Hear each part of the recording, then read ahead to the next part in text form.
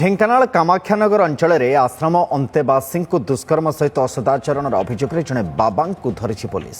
आश्रम द्वारा परिचालित भोजनालय में सहायक भाव में काम करुवा महिला अभियोग आधार कामाख्यानगर पुलिस अटक रखी संपृक्त बाबा को पचराउचरा करुछि। संपृक्त महिला अंतेवासी जनक राति में आश्रम परिसर गृह में शोइथिबा समय बाबा असदाचरण और दुष्कर्म करथिबा नै महिला जनक अभियोग करथिले। तेबे घटना संपर्क में पुलिस किंबा संपृक्त बाबा पक्षर कौन प्रतिक्रिया मिल पारना।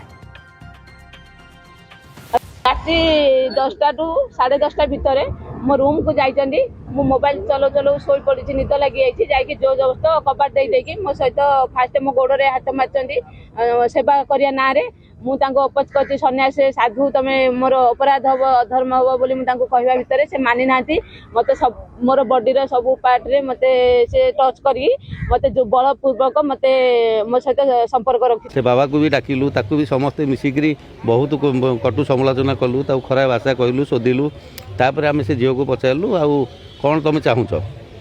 से बाबा ताकू भूल मागिले आम आगे स्वीकार कले जिते शेष में कथबार्ता सरला मुझे कहले आउ भौणी तुम शांति हेल ना आउ कौन तुम दरकार कहतु